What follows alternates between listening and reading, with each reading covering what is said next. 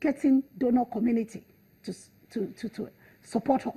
We need to start approaching issues, use experts, and it doesn't have to be people from Borno State alone.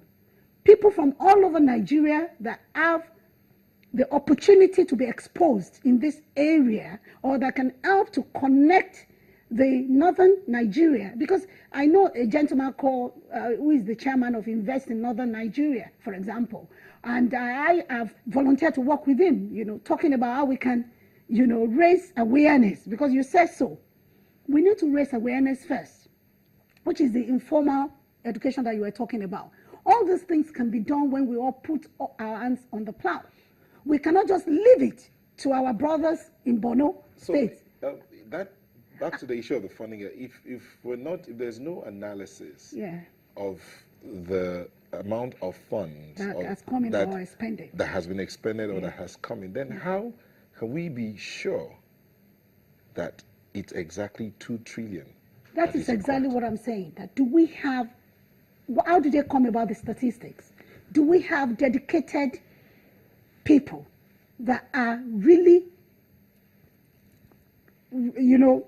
on the case, knowing what comes in, what goes out, and doing proper things? We need to be structured. But do we really That's why I said structure. Do we really need to go out? To get this fund? Because there are those out there. It is in the social space where they say there are some Nigerians that are richer than Nigeria. Yeah. Is it possible that they can become aware enough to want to invest in rebuilding and investing in their own country? I was going to say that as a thought option. Even individuals, if you look at funding and gift aids all over the world, the majority of charitable giving is by individuals. It may not even be always 1% Nigeria or 0.1% Nigeria that are absolutely rich. It could be every Nigerian. 1 naira here, 50 naira. That is how Obama raised his funding for his campaign, right? And if you follow research in charitable giving, you find out that the majority of money that is made available to non-governmental organizations abroad is from individuals. It's from people that believe. But we need to do things in a structured manner and have proper advocacy so that people can connect to the plight of these people. We don't have enough material to understand how we can help. Some people can even help from their own living room. Some people can help using their phone. Some people can, but we don't know. We need to have a committee that is outside of the northern Nigeria that can be putting the issues of the northern Nigeria on the front burner, on the social media, because that's education I'm talking about, on the social media, on the street, in the markets. We need to go to the market women, talk to them on certain days, raise people that are capable, that can talk knowledgeably, to the market women in their own level. We have different levels. Something just occurred to me that there are people who argue with you, because they'll tell you that, yes, today is the Northeast, but do you know how many other parts of the country that are devastated and nobody has heard about them? That is what I'm saying. Let's start from somewhere. At least right now, the issues that we have in this country that even is affecting our economic development, because some people look at Nigeria as Nigeria. They don't see it as Northeast is being affected. They think Nigeria is affected. When you talk of Nigeria abroad, people don't want to come because of Boko Haram. So we need to start from somewhere. When we have devised a strategy to deal with the advocacy of bringing the issues of this insurgency to the front burner, to the dining table of every Nigerian, then we can follow suit. All the other people that have issues in their own regions can follow. They can imitate what we have done, if we have done it successfully. But first and foremost, Nigerians have to stand up and start helping Nigerians. And even when the international community can see what we are doing as citizens of this nation to help our country, that is when they will be encouraged to help us. We hear so many things, negative things being said in the news about Nigerians. You know, for example, somebody in America is saying that Nigerians, we even import matchstick, and you know, we need to turn that around.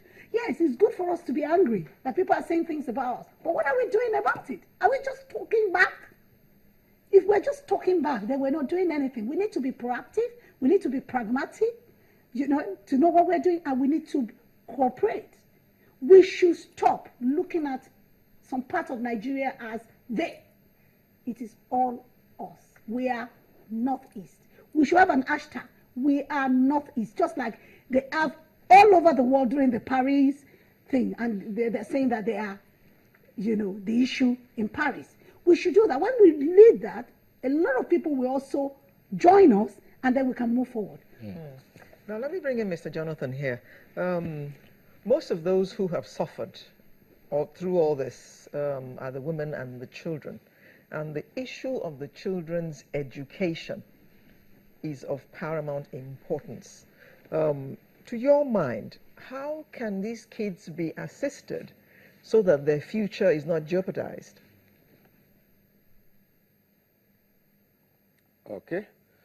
That's a great question, because the women and the children are actually the most vulnerable in this, you know, the most affected by this insurgency, and actually they should be the focus of this rehabilitation. And that is why when we talk about education, we should also insist and encourage girl child education, especially in the Northeast.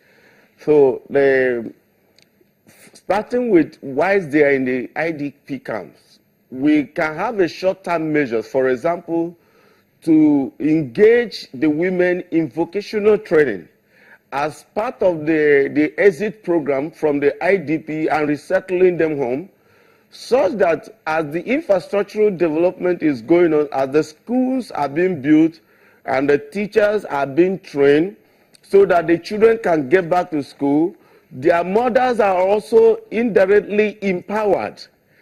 And also, to go further to make it sustainable, even the reconstruction should ensure that the indigenous people are part of the reconstruction. They are part of, that is part of the way of empowering the fathers.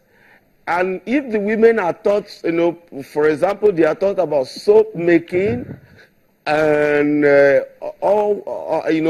and their likes, you know, the kind of thing they can do with their hand, they can come out from the ID camp a bit more prepared to deal with their life after the crisis. And that will go a long way to help them to supporting their children to get back to school. And also, they need professionals, non-governmental organizations and government institutions to get involved in helping them deal with the trauma that they are going through now. We need to, engage social therapists to begin to talk to them, in a way and manner that their mental framework is more relaxed to be engaged in productive engagement after these whole processes, and so that they can get back to normalcy. But let me also say that whilst we're talking about whether we have resources to do this, I want to say there is always enough resources here. Nigeria's problem has not been that of lack of resources, if I may say. We have enough money to get all these things done, but we need to prioritize our needs. And also our leaders, whether they are councillors, local government chairmen, commissioners, governors, ministers, they have developed unholy appetite